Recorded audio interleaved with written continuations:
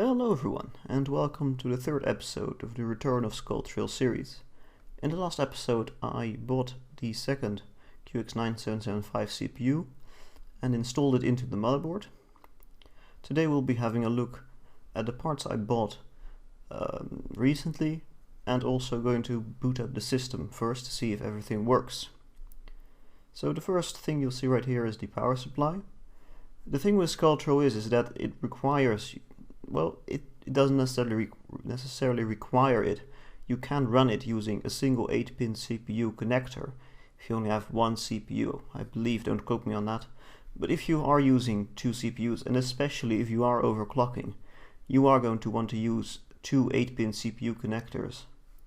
And unfortunately for me, there just aren't a lot of relatively affordable power supplies out there with two 8-pin CPU connectors. And those who do are usually in the 1000 watt range. And while I don't necessarily need 1000 watts to run this system, unfortunately not going to be running like 3-way SLI or something like that. It's just something I had to deal with, and indeed bite the bullet and buy this unit right here, which is a Corsair RM1000X, which comes in a pretty little bag right here, as usual with these higher end power supply units. It was relatively affordable still at around 160 euros, so it wasn't too bad of a buy. And it should be more than capable of running this system. And it also has a nice 80 plus gold efficiency, so it's a quality unit overall.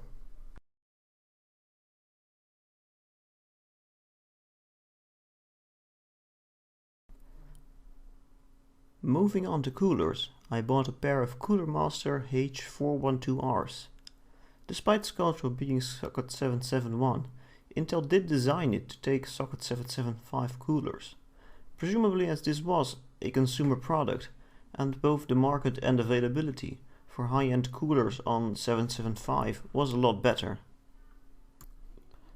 Both of these CPUs have a TDP of 150 watt each, so for overclocking it is recommended to have a beefy cooling solution, preferably something like water cooling in form of a custom loop or an all-in-one unit. Though for the voltages I am planning to use, air coolers like these should hopefully suffice. And here, as I take out the backplate of the cooler, I start to suspect there might be an issue with these coolers. As you can see, the backplate is quite large and lays flat on the back of the motherboard. Now I have a couple of other coolers of older Cooler Masters, and they don't have that type, and I suspected, and rightly so, that a couple of the solder points and the components on the backside of the motherboard might interfere with the backplate, and indeed it is too large and doesn't lay flat on the motherboard. So unfortunately I am going to have to return these coolers and get coolers with a different backplate. Now next I started, because I still wanted to see if this motherboard actually boots or have an impromptu solution for this issue I faced, I installed the stock 775 cooler I got with the motherboard, so I at least have one properly attachable cooler. Next up, I connected the motherboard to the power supply, so the 24-pin, the dual 8-pin CPU connectors, and I also grabbed one of the EVGA GTX 570 2.5 GB out of my main desktop in order to provide video. And here comes my interesting cooling solution. Well, this is a bit of a do as I say, not do as I do, because in a situation like this where there isn't going to be any substantial load placed on the CPU, you can get away with simply putting some weight on the cooler, in this case the other cooler, and as you can see the light turns green on the motherboard, which means we have power, This was a good sign. And I connected my AUC monitor, a generic keyboard, which is also my main keyboard, but never mind that. And here I'm pressing the power button, and the fans do spin, so there was good hope. Also the other fans spin, the graphics card spins up, but I wasn't getting any video sign, any video signal, I mean. So I was like, that's strange. What could be happening here? Is the motherboard dead? Is the CPU no good? So I was quite confused for a little while, because everything seemed to be running. And in a little bit, you will see coming up that I notice that I can press the caps lock key and the light changes color. So there was something of computational power going on, but not being displayed. And as it turned out, I was a bit of an idiot, and I only plugged in one of the PCIe connectors to the graphics card. So of course that wasn't going to be working. And with another reboot now, and after taking some time, with good hopes that there was going to be some kind of life in this thing, just waiting a little bit longer, checking the fans, everything is running. The monitor turned on, HDMI. I was getting very excited, and yes, it does work. It turned on.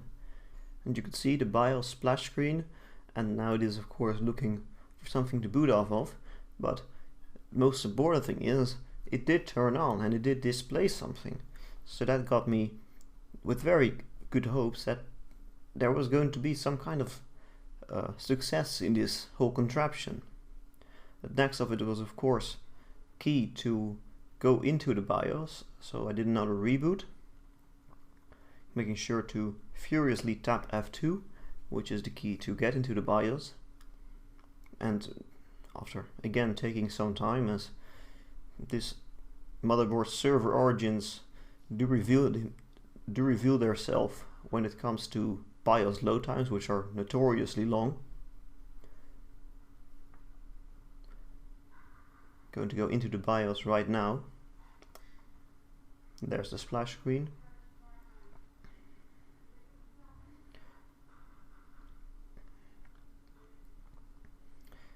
And as you can see, it most importantly said that both sockets were populated, so there was something in there that it recognized. But most important thing is, what did it recognize?